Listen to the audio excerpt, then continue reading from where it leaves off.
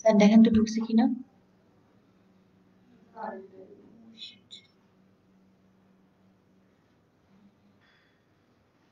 Sir এখন আসার মতো কথা বলো।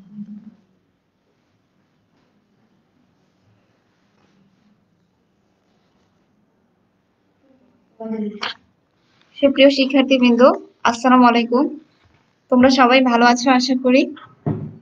আজকে আমি তোমাদের সাথে আছি মেহজাবিন খানম, প্রশিক্ষক, কৃষি প্রশিক্ষণ ইনস্টিটিউট, শেরেবাংলানগর, ঢাকা। গত ক্লাসে আমরা তৃতীয় অধ্যায়টা পড়েছিলাম, যেটা ছিল ধ্বনি, বর্ণ, অক্ষর। চ্যাপ্টারটা আমাদের শেষ হয়নি, আমরা অর্ধেক শেষ করতে পেরেছিলাম।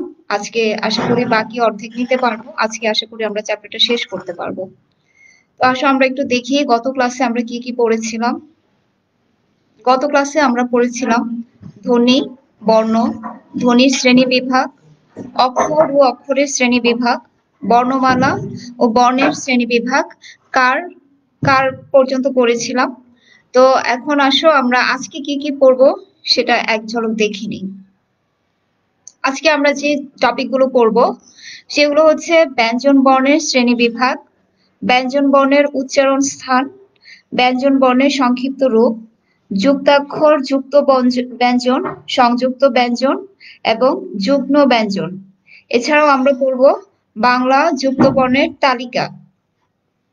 সুপ্রিয় শিক্ষার্থীবৃন্দ, লেকচার শুরু করার আগে তোমাদেরকে বলছি, তোমরা যারা 8 ইয়ার স্টুডেন্ট আছো, যারা ক্লাস করছো, তারা কাইন্ডলি কমেন্ট বক্সে তোমাদের রোল নাম্বারটা লিখে দিবে। ঠিক আছে? নিশ্চয়ই তোমরা নোটিস পেয়েছো যে ক্লাস টেস্টে তাদেরকেই অ্যাটেন্ড করতে দেওয়া হবে যারা হচ্ছে রেগুলার ক্লাসে অ্যাটেন্ড থাকবে। সেজন্য রোল নাম্বারটা খুবই জরুরি। তোমরা তোমাদের রোল নাম্বারটা কমেন্ট বক্সে দিয়ে দিবে।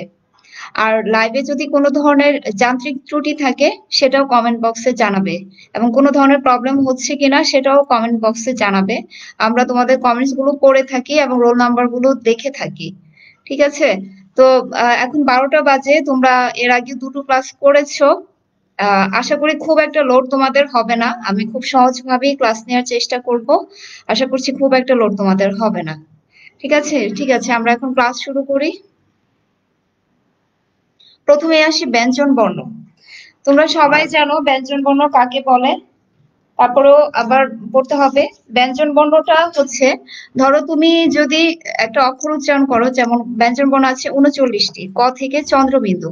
এখন তুমি ধরো ক উচ্চারণ করলে, ক ক উচ্চারণের পরে কিন্তু একটা অ উচ্চারিত হয়, ক ক যোগ অ, তখনই এটা ক হয়।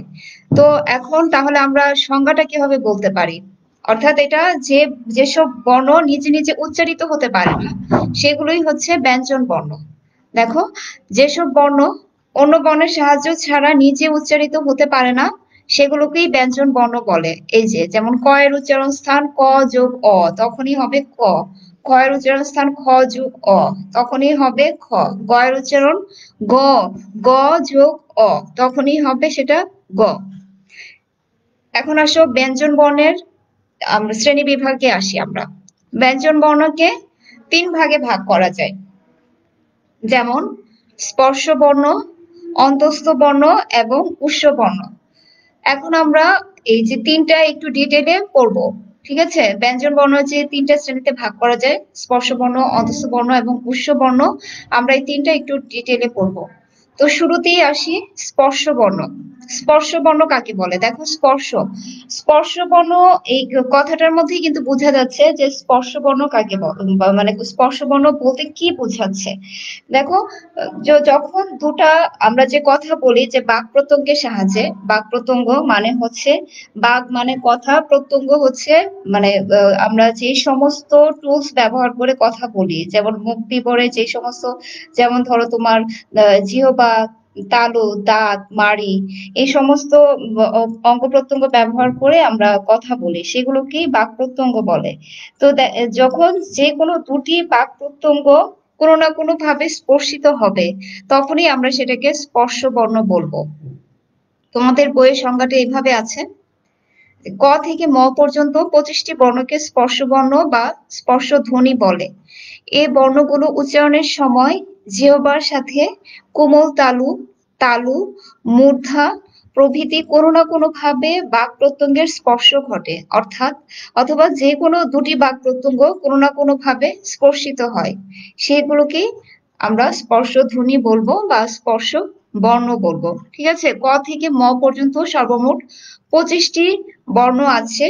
সেই বর্ণগুলো উচ্চারণের সময় যে কোনো দুটি বাক প্রত্যঙ্গ কোনো না কোনো ভাবে স্পর্শিত হবে। তোমরা যদি উচ্চারণ করো ক, ক, খ, গ, ঘ, উম, দেখবে তোমরা কণ্ঠ ধ্বনি বা জিহ্বার মূলের সাথে এই 5টা বর্ণ লেগে উচ্চারিত হচ্ছে, মানে স্পর্শ হচ্ছে জিহ্বার সাথে, জিহ্বা মূলের সাথে স্পর্শ হচ্ছে। সেই জন্য এগুলো হচ্ছে স্পর্শ বর্ণ। ঠিক একই ভাবে তোমার চ, ছ, জ, ঝ, ইয়, এগুলো দেখবে তোমরা তালুর সাথে স্পর্শ হচ্ছে, জিহ্বার সাথে তালুর একটা স্পর্শ হচ্ছে, সেই জন্য সেগুলো স্পর্শ বর্ণ।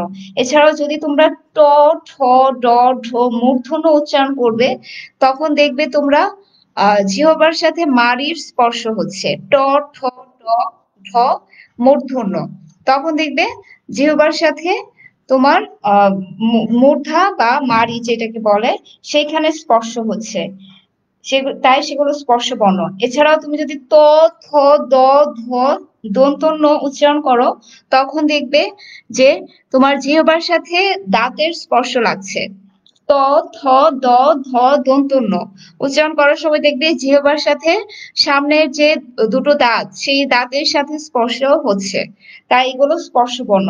এছাড়াও তুমি যদি প, ফ, ব, ভ, ম এগুলো উচ্চারণ করো, তখন দেখবে দুই ঠোঁটের সাথে স্পর্শ হচ্ছে। তাই এগুলো এই ক থেকে ম পর্যন্ত এই 25টি বর্ণ হচ্ছে স্পর্শ বর্ণ। সুপ্রিয় শিক্ষার্থী, তোমাদের যদি বুঝতে কোনো ধরনের প্রবলেম থাকে কমেন্টসে লিখবে, আমি সেটার উত্তর দেওয়ার চেষ্টা করব বা আবার বুঝাবো। ঠিক আছে, এই যে দেখো স্পর্শ বর্ণগুলোকে আবার কিন্তু দুই ভাগে ভাগ করা যায়, সেটা হচ্ছে তোমার উচ্চারণ স্থান অনুযায়ী। স্পর্শ বর্ণের উচ্চারণ স্থান অনুযায়ী আবার সেগুলোকে দুই ভাগে ভাগ করা যায়, ঘোষ বর্ণ এবং অঘোষ বর্ণ। এখন ঘোষ বর্ণ আমরা কাকে বলবো? ঘোষ বর্ণটা হচ্ছে যে উচ্চারণের সময় একটু গাম্ভীর্য থাকে। দেখো গ, ঘ, উম, জ, ঝ, ইয় এগুলো যখন উচ্চারণ করবে তখন একটা গাম্ভীর্য প্রকাশ পায়, এবং স্বরতন্ত্রী সেটা একটু অনুরণিত হয়, স্বরতন্ত্রীটা একটু কাঁপে, সেই জন্য এগুলো হচ্ছে ঘোষ বর্ণ। ঠিক আছে, এই ঘোষ বর্ণটা বুঝে গেল, স্বরতন্ত্রীটা একটু কাঁপবে এবং উচ্চারণের সময় একটু গাম্ভীর্য থাকবে, সেটাই হচ্ছে তোমার ঘোষ বর্ণ। ঘোষ বর্ণগুলো হচ্ছে বর্গের শেষ তিনটি করে বর্ণ।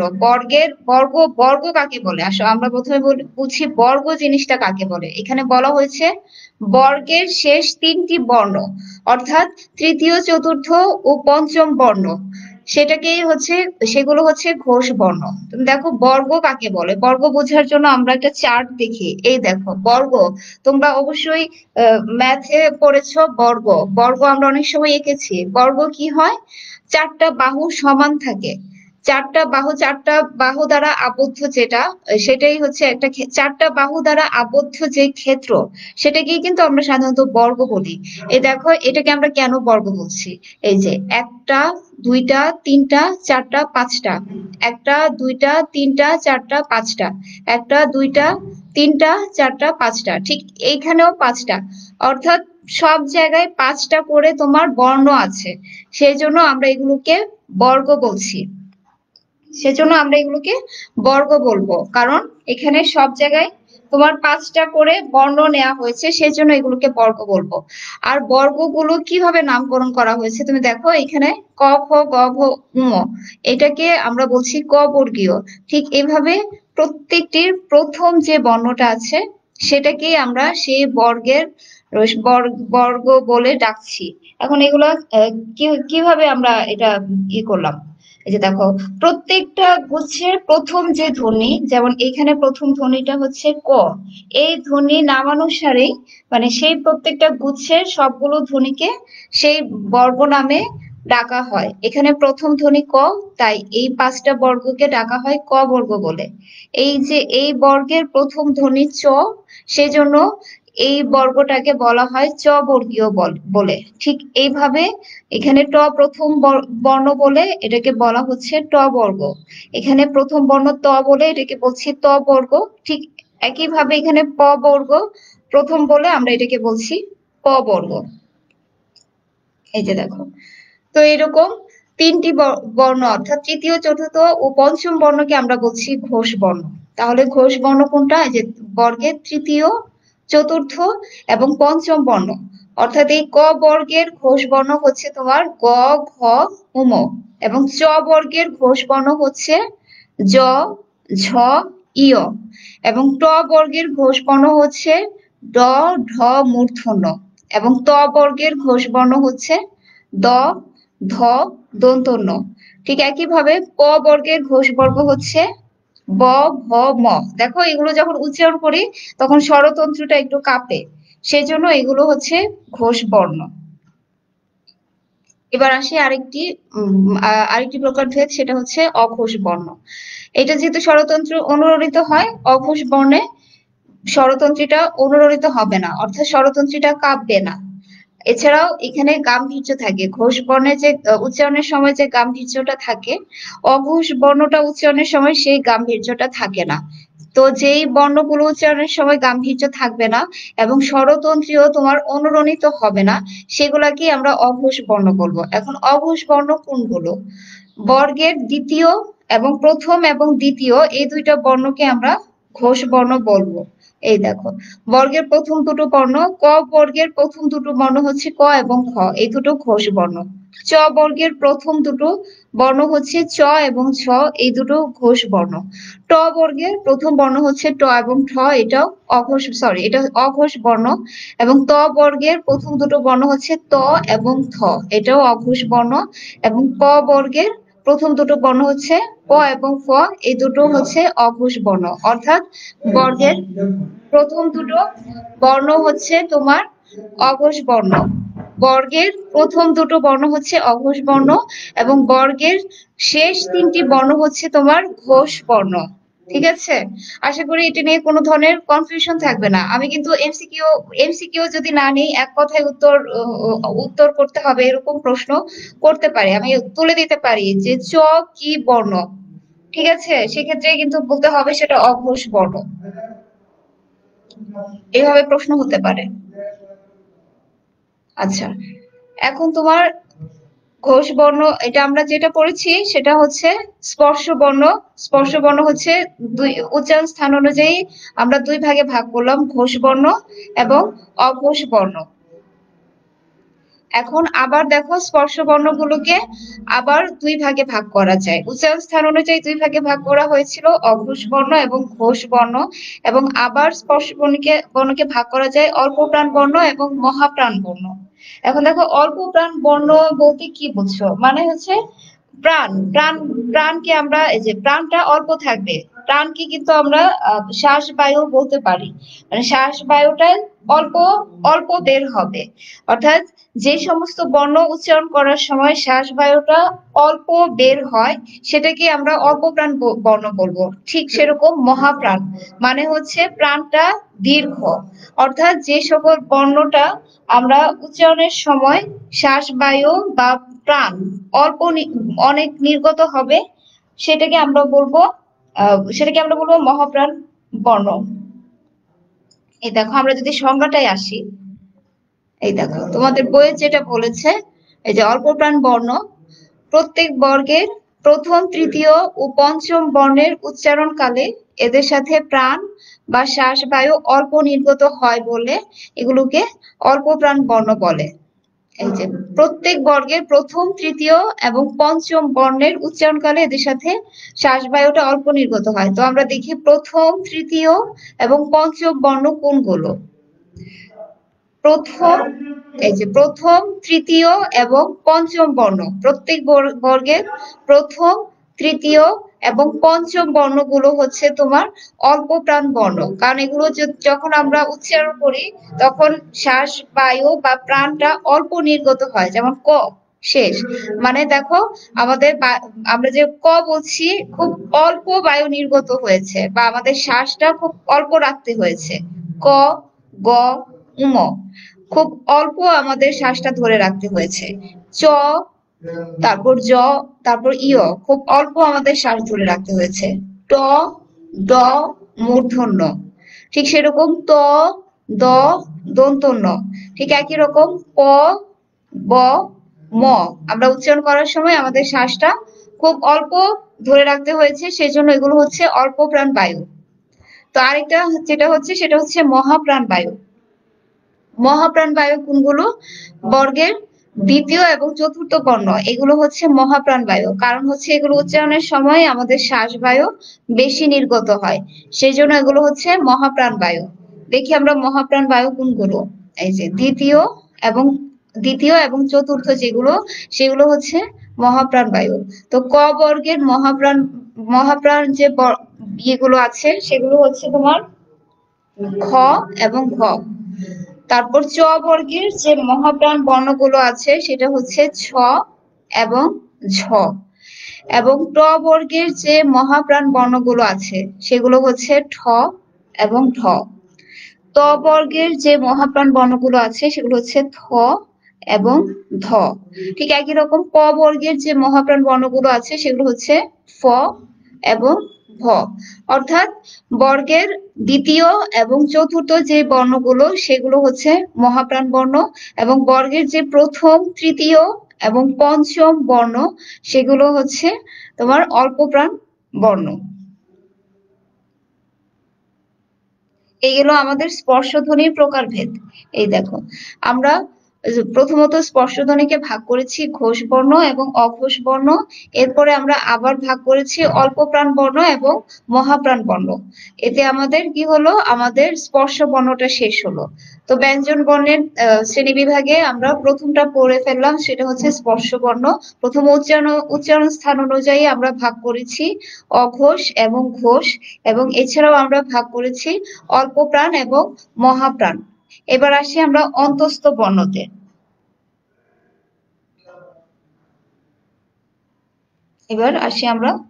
অন্তস্থ বর্ণ। আচ্ছা, আমরা অন্তস্থ বর্ণে যাওয়ার আগে স্পর্শ বর্ণেরই আরেকটা ভাগ আছে, সেটা হচ্ছে স্পৃষ্ট বর্ণ। এখন স্পৃষ্ট বর্ণ কোনগুলো বলবো? দেখো, আমরা বলেছি হচ্ছে এই যে এই 25টা বর্ণকে বলছি আমরা কি স্পর্শ বর্ণ। এখন এই 25টা বর্ণের মধ্যে কিন্তু 20টা বর্ণ আছে যেগুলো আমরা উচ্চারণ করি একটা নির্দিষ্ট স্থান থেকে। এই দেখো, এই যে ক থেকে ক খ ক খ, মানে এরকম প্রথম, দ্বিতীয়, তৃতীয় এবং চতুর্থ বর্গ পর্যন্ত আমরা যে উচ্চারণ করছি একটা নির্দিষ্ট একটা স্থান থেকে আমরা সেই বর্ণগুলো উচ্চারণ করছি, অর্থাৎ একটা নির্দিষ্ট স্থান থেকেই আমরা এই বর্ণগুলো উচ্চারণ করছি। তাই এই যে এই বর্গের এই 20টি বর্ণকে, অর্থাৎ প্রথম, দ্বিতীয়, তৃতীয় এবং চতুর্থ এই বর্ণ পর্যন্ত এই 20টা বর্ণকে আমরা বলবো হচ্ছে স্পৃষ্ট বর্ণ। এখন দেখো, আমি কিন্তু বলেছি যে বিশেষ বিশেষ স্থান থেকে এই বর্ণগুলো উচ্চারণ হচ্ছে, অর্থাৎ ক খ গ ঘ এই 4টা বর্ণই একটা বিশেষ স্থান থেকে উচ্চারিত হচ্ছে। এই ক খ গ ঘ অর্থাৎ এই প্রথম বর্গের বিশেষ স্থানটা হচ্ছে তোমার জিহ্বা মূল। এই দেখো, জিহ্বা মূল থেকে কিন্তু এই ক খ গ ঘ আমরা যখন উচ্চারণ করছি জিহ্বার মূল থেকে সেটা উচ্চারণ করছি, অথবা সেটাকে আমরা কণ্ঠধ্বনিও বলতে পারি।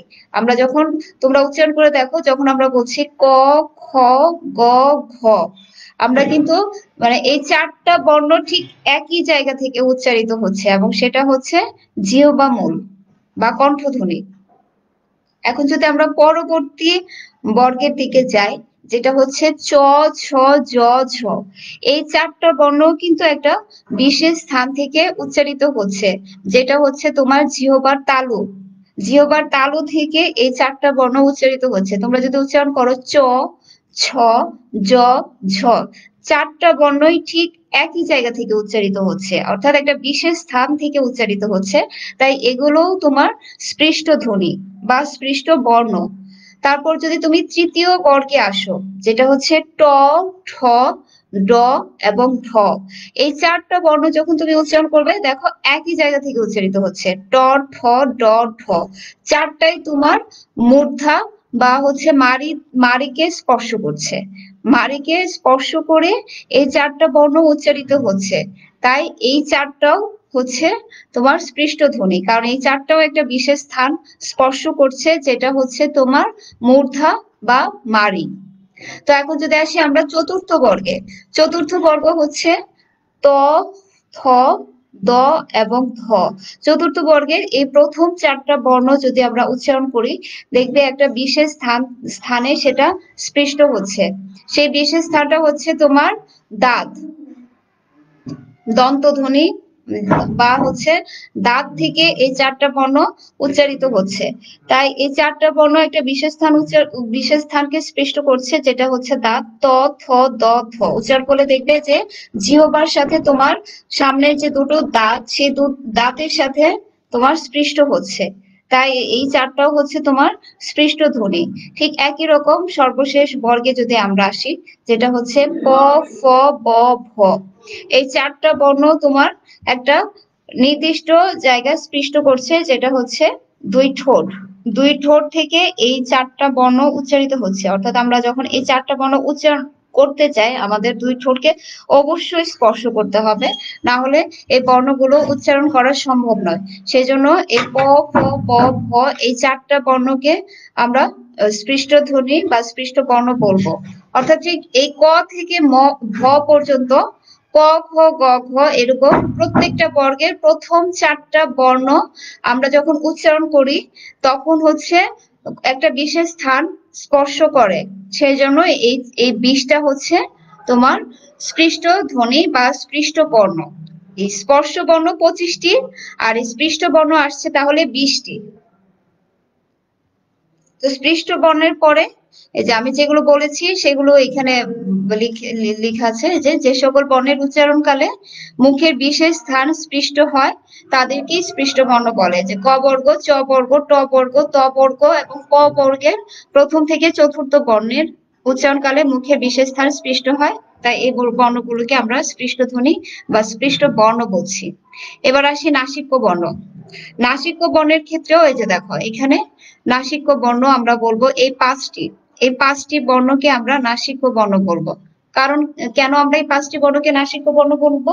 কারণ হচ্ছে এই নাসিক্য বর্ণ, এই পাঁচটা বর্ণ অর্থাৎ উম, ইয়, মূর্ধন্য, দন্তন্য এবং ম, এই পাঁচটা বর্ণ যখন আমরা উচ্চারণ করি, তখন যে বায়ুটা বের হয় ভেতর থেকে, যে বায়ুটা বের হয়, সেই বায়ুটা কিন্তু শুধু মুখ দিয়ে বের হয় না, অল্প একটু বায়ু কিন্তু নাক দিয়েও বের হয়। অর্থাৎ নাক এবং মুখ দুটো অংশ দিয়ে তোমার বায়ুটা নির্গত হচ্ছে। সেজন্য এই পাঁচটা বর্ণকে আমরা বলবো নাসিক্য বর্ণ। উম, ইয়, মূর্ধন্য, দন্তন্য এবং ম এই পাঁচটি বর্ণকে আমরা বলবো নাসিক্য বর্ণ। অর্থাৎ এই যে তোমার স্পর্শ ধ্বনির মধ্যে সর্বশেষ যে বর্গটা আছে, সেটা হচ্ছে তোমার নাসিক্য বর্ণ। অর্থাৎ দেখো স্পর্শ ধ্বনি হচ্ছে 25টি। তো 25টির মধ্যে তাহলে আমরা স্পৃষ্ট ধ্বনি বা স্পৃষ্ট বর্ণ পাচ্ছি 20টি, এবং নাসিক্য ধ্বনি বা নাসিক্য বর্ণ পাচ্ছি আমরা 5টি। অর্থাৎ স্পর্শ ধ্বনির মধ্যে কিন্তু একটা একটা তোমার একটা ভাগ চলে আসলো। এই দেখো স্পর্শ ধ্বনির মধ্যে একটা ভাগ চলে আসলো। এই যে 25টি বর্ণ হচ্ছে স্পর্শ বর্ণ। তো এর মধ্যে ক বর্গ, চ বর্গ, ট বর্গ, ত বর্গ এবং প বর্গের প্রথম থেকে চতুর্থ বর্ণটাকে আমরা বলছি স্পৃষ্ট বর্ণ, যেটা হচ্ছে টোটাল 20টি। এবং সর্বশেষ উম, ইয়, মূর্ধন্য, দন্তন্য এবং ম এই পাঁচটি বর্ণকে আমরা বলছি নাসিক্য বর্ণ বা নাসিক্য ধ্বনি। তো স্পর্শ ধ্বনির মধ্যে দুইটা ভাগ, এটা তোমাদের বইয়ে নেই, কিন্তু এটা জানতে হবে যে স্পর্শ ধ্বনির মধ্যেই দুইটা ভাগ আছে। একটা হচ্ছে তোমার স্পৃষ্ট বর্ণ এবং আরেকটা হচ্ছে নাসিক্য বর্ণ। স্পৃষ্ট বর্ণ 20টি এবং নাসিক্য বর্ণ 5টি। এবার আমরা যাই হচ্ছে আমাদের তাহলে স্পর্শ ধ্বনি শেষ হলো। ব্যঞ্জন বর্ণের হচ্ছে তাহলে আমরা প্রথম শ্রেণী বিভাগটা শেষ করেছি, যেটা ছিল তোমার স্পর্শ বর্ণ। এবার আমরা আসি অন্তস্থ বর্ণে। অন্তস্থ বর্ণ, অন্তস্থ কেন বলছি? কারণ দেখো অন্তস্থ বর্ণগুলো নামকরণ করা হয়েছে। অন্তস্থ বর্ণগুলোর নামকরণ কিভাবে করেছি আমরা? অন্তস্থ বর্ণের নামকরণ করেছি, এই যে দেখো, স্পর্শ বর্ণ এবং উষ্ণ বর্ণ এই দুইটার মাঝে অবস্থিত, তাই আমরা এগুলোকে বলছি অন্তস্থ বর্ণ। স্পর্শ বর্ণ এবং উষ্ণ বর্ণের মাঝখানে অবস্থিত বলে আমরা এই বর্ণগুলোর নামকরণ করেছি, মানে ভাষা বিজ্ঞানীরা এই বর্ণগুলোর নামকরণ করেছেন অন্তস্থ বর্ণ। এখন অন্তস্থ বর্ণ আমরা কোনগুলোকে বলবো? অন্তস্থ বর্ণ বোঝাই যাচ্ছে যেটা মাঝখানে বর্ণটা। স্পর্শ বর্ণ এবং যখন আমরা কিছু কিছু কিছু বর্ণ আছে যেগুলো বর্ণ উচ্চারণ করার সময় আমরা মুখটা সম্পূর্ণরূপে খুলতে হয় না, মুখ সম্পূর্ণরূপে খুলতে হয় না, আবার বাতাসটাও একেবারে বন্ধ থাকে না, সেগুলোকেই আমরা অন্তস্থ বর্ণ বলবো। যেমন ধরো তুমি যদি অন্তস্থ জ, তারপর বয় শূন্য, বয় বিন্দু র এবং ল এবং ব বলি, এটাকে কিন্তু বয় বিন্দু র বলবো আমরা, বয় শূন্য র বলবো না। সেটার কেন বলবো না সেটা আমি গত ক্লাসে বলেছি। এটা হচ্ছে বয় বিন্দু র, কারণ হচ্ছে শূন্যটা যখন আমরা দিই দেখবা মাঝখানে একটু ফাঁকা থাকে, আর বিন্দু যখন দেই বিন্দুর মধ্যে কোনো ফাঁকা চিহ্ন থাকে না। আর এখানে যেটা আমরা লিখেছি এটা হচ্ছে বিন্দু, এটা শূন্য নয়, তাই এটা হচ্ছে বয় বিন্দু র। আমরা সঠিক উচ্চারণ করার চেষ্টা করব, ঠিক আছে? তো দেখো, এই যে অন্তস্থ জ, তারপর বয় বিন্দু র, ল, ব, এগুলো এগুলো যখন আমরা উচ্চারণ করি তখন কিন্তু আমাদের মুখটা সম্পূর্ণরূপে খোলা থাকে না, আবার একেবারে বন্ধও থাকে না, আর বাতাসটাও একেবারে বন্ধ থাকে না, তাই আমরা এগুলোকে অন্তস্থ বর্ণ বলবো। জ, র, ল, ব এই বর্ণগুলোকে আমরা অন্তস্থ বর্ণ বলবো। আর যেগুলো স্পর্শ বর্ণ এবং উষ্ণ বর্ণের মাঝখানে, তাই আমরা এগুলোকে অন্তস্থ বর্ণ বলি। এবার আসে উষ্ণ বর্ণ, যেটা ব্যঞ্জন বর্ণের শ্রেণীবিভাগের শেষ শ্রেণীবিভাগটা। স্পর্শ বর্ণ, অন্তস্থ বর্ণ এবং উষ্ণ বর্ণ। এখন উষ্ণ বর্ণ আমরা এটাকে কেন বলছি উষ্ণ বর্ণ? উষ্ণ বর্ণ মানে হচ্ছে, মানে উষ্ণর আরেক নাম হচ্ছে শ্বাস, ঠিক আছে? শ্বাসকেও উষ্ণ বলা হয়। এখন দেখো উষ্ণ বর্ণ কিছু আছে, যেমন তুমি যদি তালব্য স, মূর্ধন্য স, দন্ত স যদি উচ্চারণ করো স, স, মানে তুমি হচ্ছে শ্বাসটা তুমি যতক্ষণ চাইবে ততক্ষণ রাখতে পারবে, তুমি যতক্ষণ চাইবে ততক্ষণই কিন্তু শ্বাসটা রাখা যায়। তাই শ্বাস যতক্ষণ থাকে ততক্ষণ পর্যন্ত যেসব বর্ণ উচ্চারণ করতে পারবো আমরা, সেই বর্ণগুলোকে আমরা উষ্ণ বর্ণ বলবো। আসলে দেখি তোমাদের বইয়ে কি সংজ্ঞা দেওয়া আছে। তোমাদের বইয়ে বলা হয়েছে এই যে উষ্ণ বা শ্বাস যতক্ষণ থাকে ততক্ষণ যেসব বর্ণ উচ্চারণ করা যায় সেসব বর্ণকেই উষ্ণ বর্ণ বলে। যেমন তালব্য স, মূর্ধন্য স, দন্ত স এবং হ কেও অনেক সময় উষ্ণ বর্ণ বলা হয়, কিন্তু তালব্য স, মূর্ধন্য স এবং দন্ত স এই তিনটি বর্ণই কিন্তু তোমার শুদ্ধ উষ্ণ বর্ণ। আবার এই উষ্ণ বর্ণগুলোকে কিন্তু শীষ বর্ণ বলা হয়, কারণ এগুলো উচ্চারণ করার সময় কিন্তু অনেকটা শীষ দেওয়ার মতো শব্দ হয়, সেই জন্য এই উষ্ণ বর্ণগুলোকে আবার শীষ বর্ণ বা শীষ ধ্বনিও বলা হয়। তাহলে দেখো আমাদের ব্যঞ্জন বর্ণের শ্রেণীবিভাগটা শেষ হলো। এখন তোমাদের জন্য বাড়ির কাজ রেখেছি। তোমাদের বাড়ির কাজ থাকবে বাংলা ব্যঞ্জন ধ্বনির শ্রেণীবিভাগ করো, যেটার মধ্যে তোমার স্পর্শ বর্ণ, অন্তস্থ বর্ণ এবং হচ্ছে উষ্ণ বর্ণ এই তিনটা ক্যাটাগরি আসবে। এবং যদি নাম্বার বেশি থাকে সেই ক্ষেত্রে সবকিছু একটু ডিটেইলে লিখতে হবে। আর যদি মার্কস কম থাকে তাহলে জাস্ট শ্রেণী বিভাগটা দিয়ে মেইন কথাগুলো লিখলেই হবে। আর এছাড়াও তোমাদের আরেকটা বাড়ির কাজ থাকবে, সেটা হচ্ছে উদাহরণ সহ সংজ্ঞা, যেমন স্পর্শ বর্ণ, ঘোষ বর্ণ, অঘোষ বর্ণ, উষ্ঠধ্বনি বা উষ্ঠবর্ণ, উষ্ণধ্বনি বা উষ্ণবর্ণ, তারপর অন্তস্থ বর্ণ, অল্পপ্রাণ ধ্বনি, স্পৃষ্ট বর্ণ এবং নাসিক্য বর্ণ। এগুলো তোমাদের বাড়ির কাজ থাকবে। ক্লাস বুঝতে যদি কোনো সমস্যা হয় তোমরা কমেন্টস করবে, আমি কমেন্টস অনুযায়ী উত্তর করার চেষ্টা করব, বা তোমরা যেভাবে চাচ্ছ ক্লাস সেভাবে নেয়ার চেষ্টা করব। আর তোমরা কমেন্ট সেকশনে সবাই তোমাদের রোল নাম্বারটা দিয়ে দিবে, কেমন?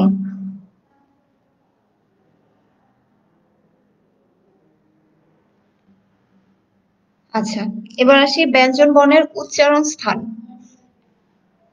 ব্যঞ্জন বর্ণ যেটা আমি ইতিমধ্যেই ব্যঞ্জন বর্ণের শ্রেণীবিভাগ পড়ানোর সময় অনেকটা বলে দিয়েছি। তারপরে আবার আমরা আলাদা করে বলবো ব্যঞ্জন বর্ণের যেমন এই দেখো ক, খ, গ, ঘ, উম এবং হ, এইগুলো যখন আমরা উচ্চারণ করি তখন সেটা জিহ্বা মূলকে স্পর্শ করে, তাই আমরা হচ্ছে এগুলোকে কণ্ঠ বা জিহ্বা মূলীয় বর্ণ বলবো। ক, খ, গ, ঘ, উম এবং হ, এই 6টি বর্ণ যখন আমরা উচ্চারণ করি বা ধ্বনি যখন উচ্চারণ করি তখন কিন্তু জিহ্বা মূলকে স্পর্শ করে, সেজন্য এগুলো জিহ্বা মূলীয় বর্ণ বা কণ্ঠ বর্ণ। আবার দেখো যখন আমরা চ, ছ, জ, ঝ, ইয় এবং অন্তস্থ জ এবং তালব্য স এগুলো উচ্চারণ করি তখন কিন্তু সেটা তালু উচ্চারণ করে। চ, ছ, জ, ঝ, ইয় এই সবগুলো কিন্তু তোমার তালুকে স্পর্শ করে, এবং অন্তস্থ জ এটাও তালুকে স্পর্শ করে। আর তালব্য স নাম থেকেই বোঝা যাচ্ছে তালব্য মানে তালু, তালুকে স্পর্শ করছে, তাই এগুলো হচ্ছে তোমার তালব্য বর্ণ। অর্থাৎ এই 7টি হচ্ছে তালব্য বর্ণ, আর উপরের ক, খ, গ, ঘ, উম এবং হ এই 6টি হচ্ছে তোমার কণ্ঠবর্ণ বা জিহ্বামূলীয় বর্ণ। এবার আমরা যদি ট, ঠ, ড, ঢ, মূর্ধন্য র, বয়বিন্দু র এবং হচ্ছে মূর্ধন্য স উচ্চারণ করে মূর্ধন্য স, অর্থাৎ দেখো মূর্ধন্য এই কথার মধ্যেই চলে আসছে, অর্থাৎ এটা মূর্ধাকে স্পর্শ করে। মূর্ধা মানে হচ্ছে মারি, মারিকে স্পর্শ করে। বয়বিন্দু র, র, র উচ্চারণ করো র, রটাও কিন্তু তোমার দেখো মারিকে স্পর্শ করছে। এবং হচ্ছে এই ড, ঠ, ড, ঢ মূর্ধন্য সবগুলি তোমার মারিকে স্পর্শ করছে, তাই এগুলো হচ্ছে তোমার তারপর দেখো ত, থ, দ, ধ দন্ত ন এবং ল এবং মূর্ধন্য স, সরি ত, থ, দ, ধ দন্ত ন ল এবং দন্ত, দন্ত স, অর্থাৎ দন্ত এখানে নামের মধ্যেই বোঝা যাচ্ছে এটা হচ্ছে তোমার দন্ত, দন্ত বা দাঁতকে স্পর্শ করছে, সেই জন্য এগুলো হচ্ছে এই 6টা এই 7টা বর্ণ হচ্ছে তোমার দন্ত বর্ণ বা দন্ত ধ্বনি। ত, থ, দ, ধ দন্ত ন, ল এবং দন্ত স সবগুলোই তোমার সামনের যে দাঁত এই দাঁতকে স্পর্শ করছে, তাই এই সবগুলো দন্তকে স্পর্শ করছে বা দাঁতকে স্পর্শ করছে বলে এগুলো হচ্ছে দন্ত বর্ণ। এবার আসি প, ফ, ব, ভ, ম, যেটা হচ্ছে আহ স্পর্শ বর্ণে আমরা পড়েছি। প, ফ, ব, ভ, ম দুই ঠোঁটকে স্পর্শ করছে, দুই ঠোঁটকে স্পর্শ করছে বলে বা ঠোঁট বা ওষ্ঠ, ঠোঁট বা ওষ্ঠকে স্পর্শ করছে বলে এগুলো হচ্ছে ওষ্ঠ বর্ণ। আরেকটি বর্ণ আছে অন্তস্থ ব, অন্তস্থ ব যখন আমরা উচ্চারণ করি তখন সেটা দাঁত এবং ঠোঁট দুটোকেই স্পষ্ট দুটোকেই তোমার স্পর্শ করে, সেজন্য এটা হচ্ছে তোমার দন্তস্থ বর্ণ।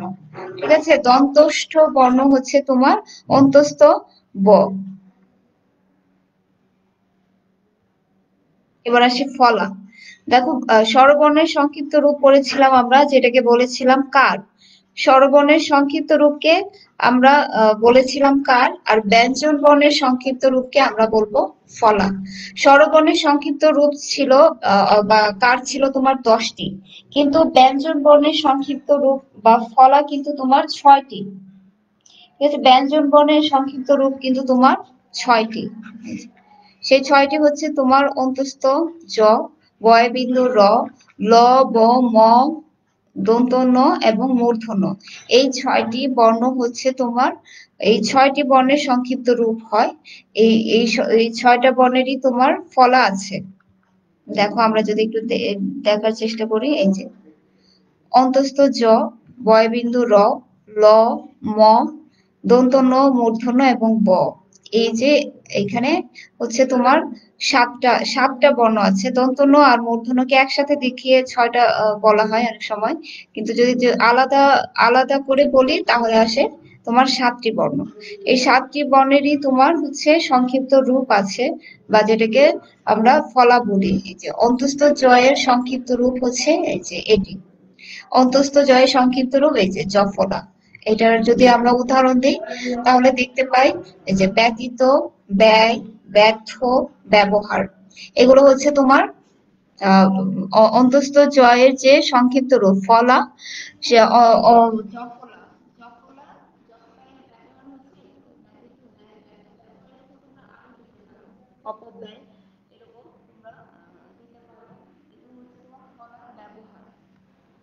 এবার আসি রয়ের সংক্ষিপ্ত রূপ রফলা বা রেফ।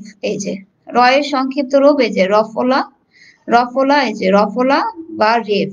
রয়ের সংক্ষিপ্ত রূপ কিন্তু দুই ভাবে ব্যবহৃত হয়, একটা রেফ হিসেবে ব্যবহৃত হয় আর একটা রফলা হিসেবে ব্যবহৃত হয়।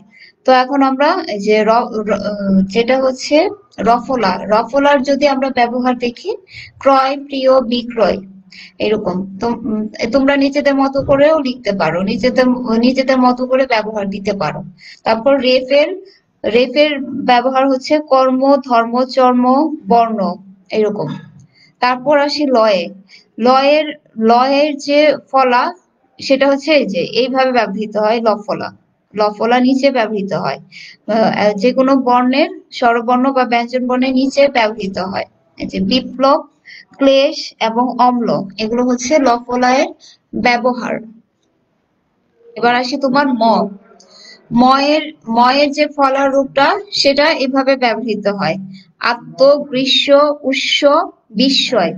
ঠিক আছে, আমরা কিন্তু এটাকে আত্ম বলবো না, বা গ্রীষ্ম বা উষ্ম বা বিস্ময় বলবো না। এটা হচ্ছে যেই বর্ণের সাথে উচ্চারিত হবে সেই বর্ণেরই তোমার দ্বৈত রূপ ব্যবহৃত হবে। যেমন হচ্ছে এটাকে এখানে তয়ের সাথে যুক্ত আছে, তাই আমরা বলবো আত্ম। এখানে তোমার মূর্ধন্য ষ এর সাথে যুক্ত আছে, তাই আমরা এটাকে বলবো গ্রীষ্ম। এখানে এখানেও মূর্ধন্য ষ এর সাথে যুক্ত আছে, তাই আমরা এটাকে বলবো উষ্ণ। এখানে তোমার মূর্ধন্য ষ এর সাথে, সরি, এখানে তোমার দন্ত ষ এর সাথে যুক্ত আছে, তাই আমরা এটাকে বলবো বিস্ময়। এবার আসি দন্তন্য এবং মূর্ধন্য এর ফলা। এই যে দন্তন্য এর, যেমন দন্তন্য এর ব্যবহার চিহ্ন, তারপর অনহ, সায়াহ্ন এবং রত্ন, এগুলো হচ্ছে দন্তন্য এবং মূর্ধন্য এর ফলার ব্যবহার। এবং যদি বয়ের আমরা ফলার ব্যবহার দেখতে চাই, তাহলে বলতে পারি স্বাধীন, স্বার্থ, দ্বীপ, এগুলো। তো এখন এইগুলো এইভাবে প্রশ্ন আসবে না, তারপর তোমাদেরকে সবই একটু করে বলার চেষ্টা করলাম।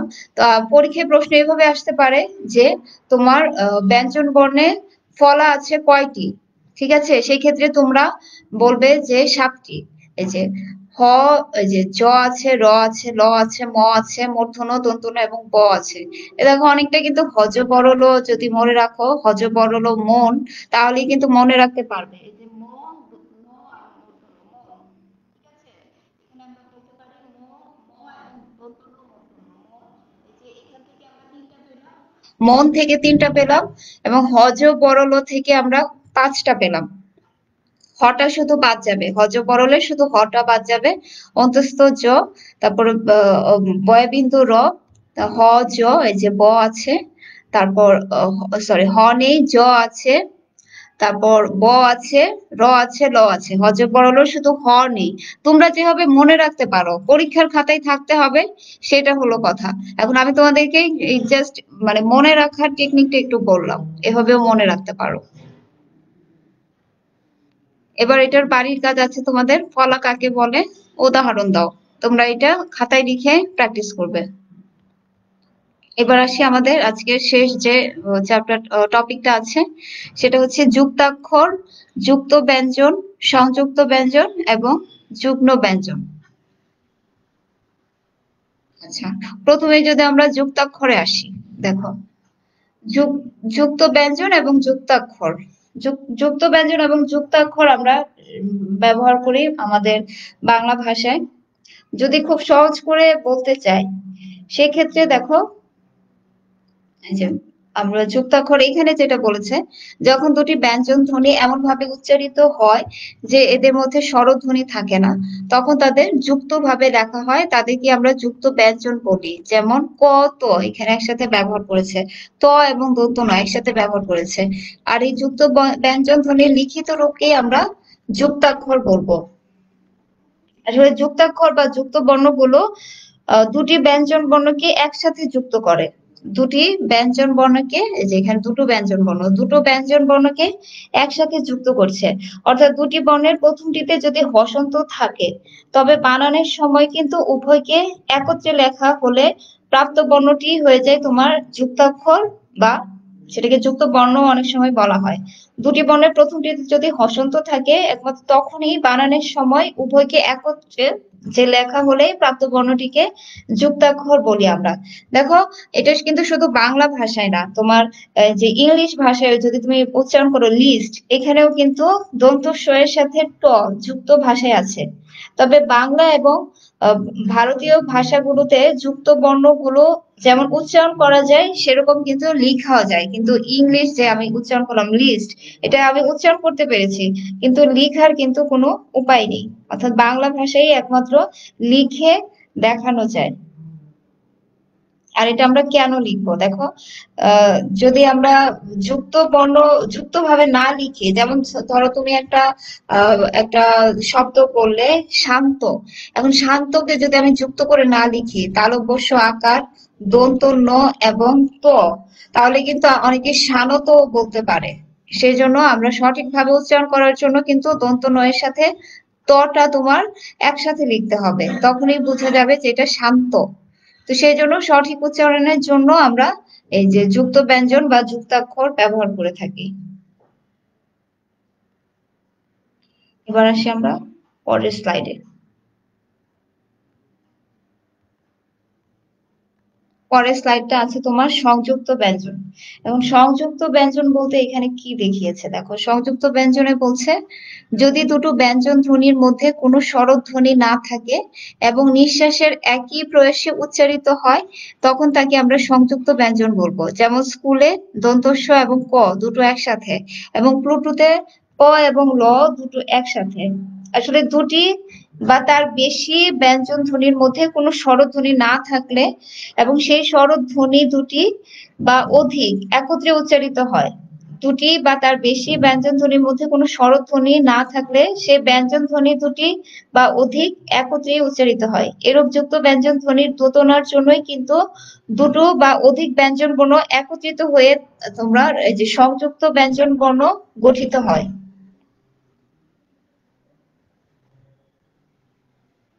আর এই ক্ষেত্রে কিন্তু অনেকটা আহ, রূপ পরিবর্তিত হয়, যেমন দন্ত স এবং ক যেভাবে লিখে এখানে দেখো রূপটা কিন্তু একটু পাল্টে গিয়েছে। তো এইরকম সংযুক্ত ব্যঞ্জন। এখন আসি যুগ্ম ব্যঞ্জন। যুগ্ম ব্যঞ্জন থেকে বুঝতেই পারছো যে দুটো একই রকম বর্ণ থাকবে। যেমন এখানে ত ত, এই যে ত ত দুটো ব্যবহৃত হয়েছে, ক ক দুটো ব্যবহৃত হয়েছে, এরকম হচ্ছে যুগ্ম ব্যঞ্জন, বা অর্থাৎ দুটো একই ব্যঞ্জন থাকবে। যেমন যদি আমরা উদাহরণ দিই, পক্ক, প ক ক, এটা হচ্ছে যুগ্ম ব্যঞ্জনের উদাহরণ, দুইটি কই ব্যবহৃত হয়েছে।